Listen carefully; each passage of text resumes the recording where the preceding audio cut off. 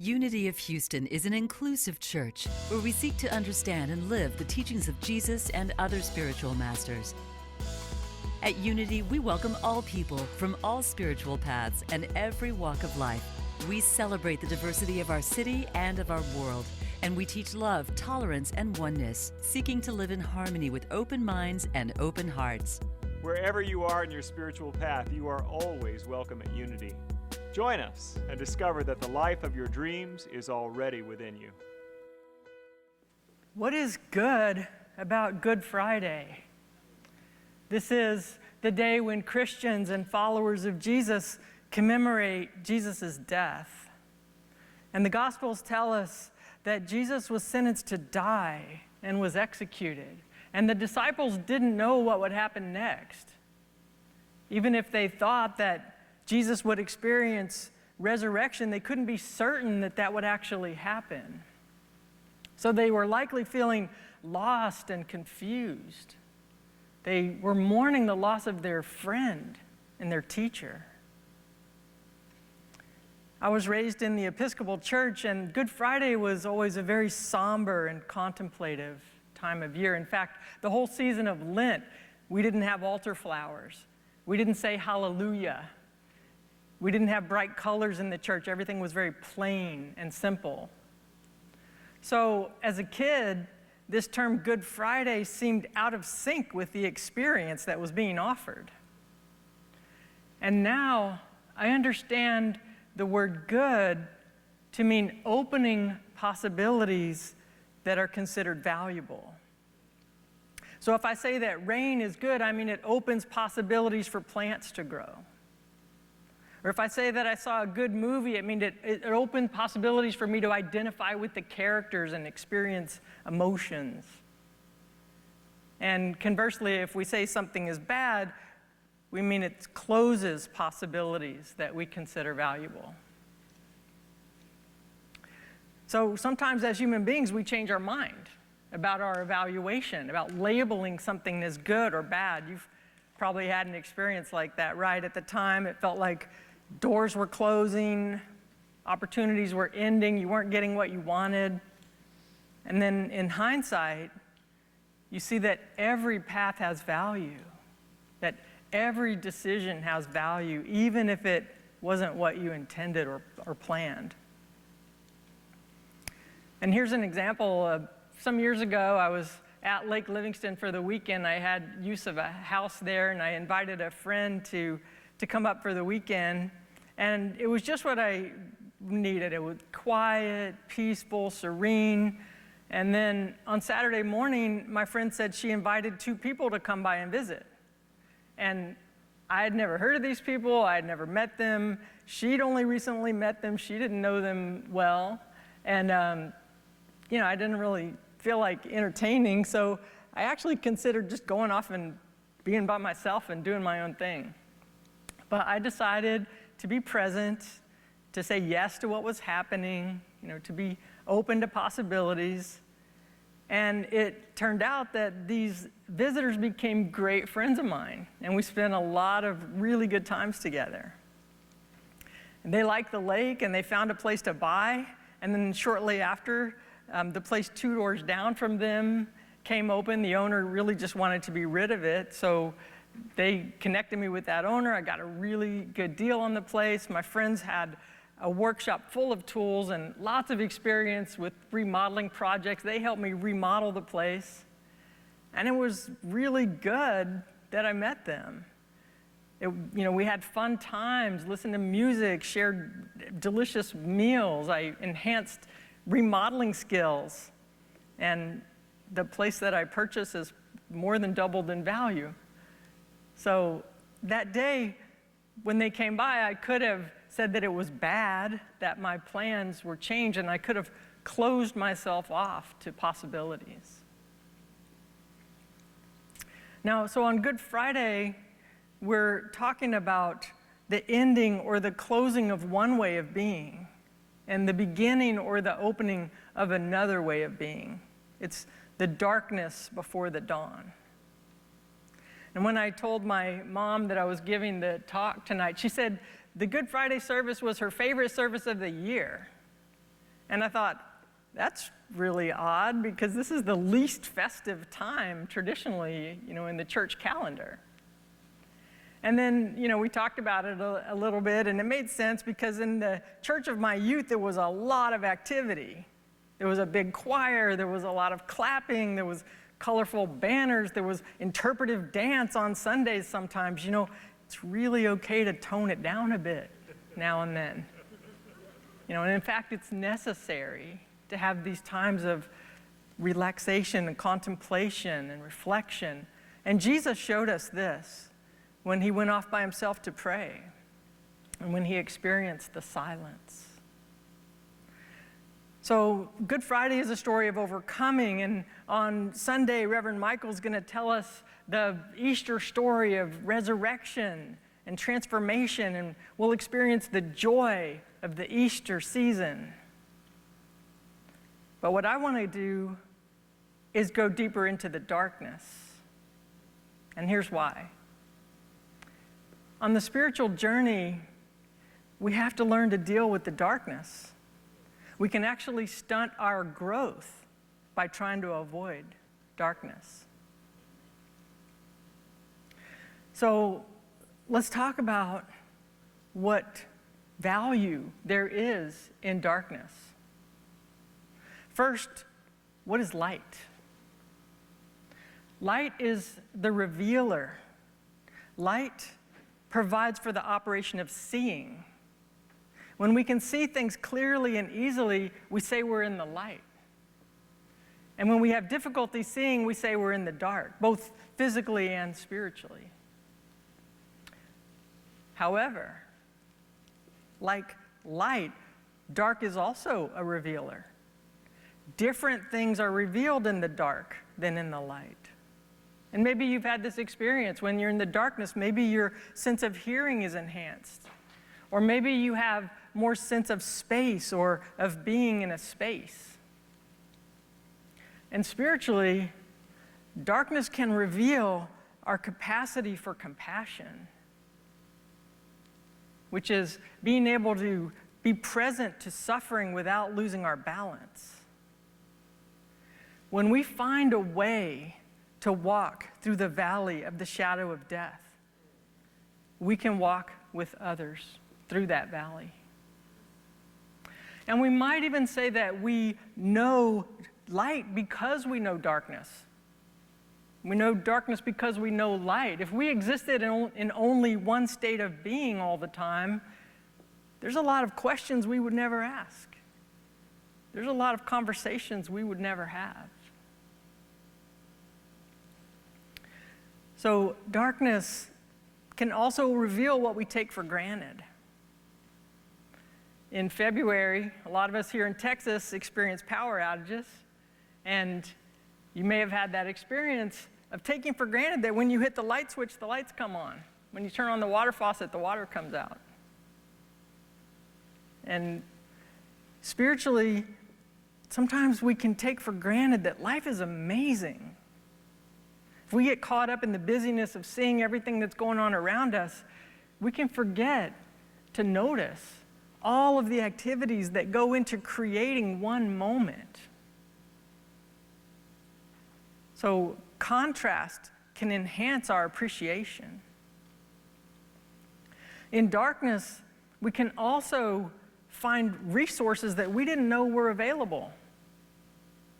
In the power outage, I was sitting at my dining room table in the dark. I had 2 candles burning, and then I looked outside and I have a couple of solar lights.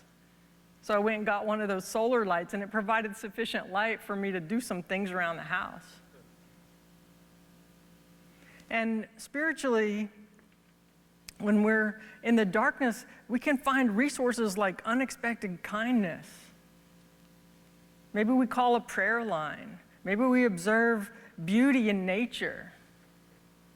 Maybe you have been a source of unexpected kindness for somebody who was in darkness. So how does the value of darkness lead to spiritual maturity? Here's the key point. By experiencing darkness, we learn equanimity, we learn balance, calmness, evenness, so we can stand in chaos without being chaotic. We can bring order where there's disorder. We can learn that the dark and the light are equal. They're both revealers. In both the dark and the light, we have the possibility for things that we consider valuable. Now, granted, it's easier in the light to find things and to walk around, but that doesn't make the dark less valid. We learn to let dark be dark. Jesus said, "Judge not, lest you be judged." Now, we can say that the light is good and the dark is bad, but equanimity means embracing the fullness, the wholeness of life's experiences. It means accepting what is as what is, without fighting, without resisting.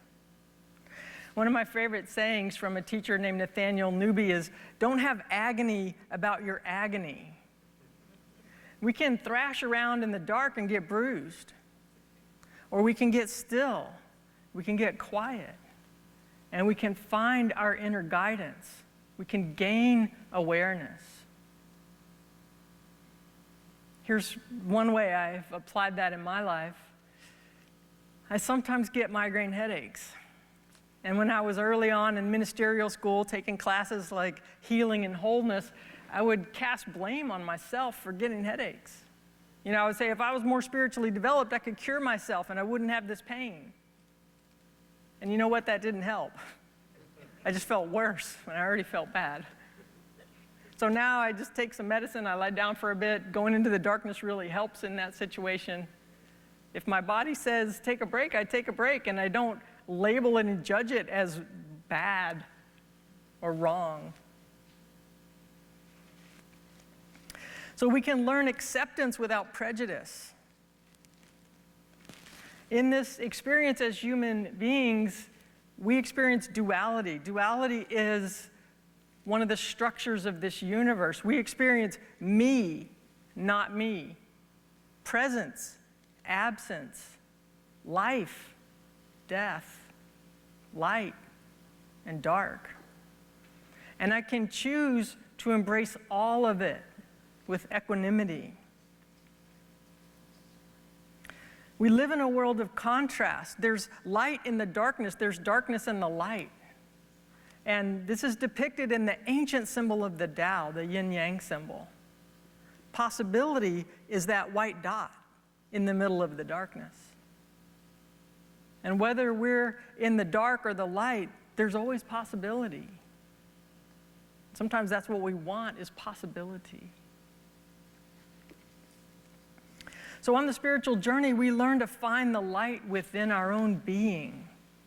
And then we can go into the darkness and reveal that light. We can find the openings, we can find the permeability and pass through. Also, we can stand steadfast. We can admit weakness. We can ask for help. Because whether we're in the dark or the light, we know who we are. Now, I've said that the light and the dark are equal. I've said let the dark be dark without judging, without fighting, without criticizing. This doesn't mean be complacent. This doesn't mean opt out of the progression of humanity. Life works most effectively when we find our calling and we fulfill that calling. And you might have noticed that if you ignore your calling, life has more and more progressive ways of getting your attention. The gentle tap becomes a nudge. The nudge becomes a strong push. The strong push becomes your whole life is shaken apart. So whatever it is you're here to do, you don't have to do it. But that yearning in your heart is there for a reason. So we're called to stand in duality and gain awareness of oneness. We're called to rise above duality and embrace the all in all. Oneness is always available. There's always possibilities.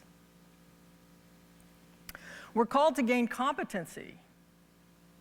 We gain competency not by avoiding difficulty, but by learning from it. Now, I'm a sports fan. Go Cougs, Final Four. And I remember this story about a local athlete. In high school, he excelled at multiple sports and he got national recognition. In college, he set records. He won a national championship. In the NFL, he was the first quarterback taken in the draft, and he was Rookie of the Year. And then a couple of years in, he started struggling with a series of injuries. He started throwing more interceptions than touchdowns. He started expressing frustration with fans and with coaches. And eventually he was benched in favor of the backup quarterback. And at the time this was going on, I read an article. The writer interviewed this player's high school coach, and the coach said, "You know, I always wondered how he would handle adversity because he never had any. The game was always just very easy for him." We're called to be equipped to handle the dark times. And we can be equipped by building on a firm foundation, by being effective listeners, by being vulnerable, by being honest, by acting with integrity, by finding ways to rest and relax. We have tools. We have resources. Jesus dealt with darkness. He didn't avoid it. He spoke out. He befriended outcasts. He went into the darkness of the Garden of Gethsemane. He went into the darkness of the tomb. Jesus went into the darkness and he revealed the light of salvation. Every story of transformation and resurrection goes through darkness. You might say darkness is the portal that leads to transformation. This is depicted in our mythology. Every hero story from the beginning of time throughout human history, heroes go into the underworld. They go into the caves. They go into the mines of Moria. They go into the chamber of secrets. They face what is frightening. They walk the difficult path, and they rescue what needs to be rescued, and they release what needs to be released. No matter where we are on the spiritual journey, we're going to experience some adversity. You may have noticed no matter how many affirmative prayers you pray, you still have some challenges. And these challenges may feel like the closing of possibilities you wanted. They may feel like the opening of possibilities you never wanted. You may have to face experiences that you never wanted to have. Darkness is part of life, both physically and spiritually. It's not something to be avoided. Through darkness, we gain competency. We learn equanimity. I'm not better or more loved when I'm in the light than when I'm in the darkness. We learn from contrast. We can draw on our resources. Help is always available. We're never alone. So let us honor our experiences, whether they're easy or difficult. Let us embrace the fullness of life as human beings. This is a spiritual community that doesn't gloss over difficulties. We strengthen and support each other through them. We are here to reveal the light within our own beings and to reveal that light out into the world. Thank you for being part of this activity. Thank you for watching this message today. I'd like to invite you to join us in person here on campus at Unity of Houston for Sunday morning or Wednesday evening services. If you can't be with us here on our campus, you can still join us live on Facebook or on our website, unityhouston.org, Sunday mornings at 11 a.m. Central.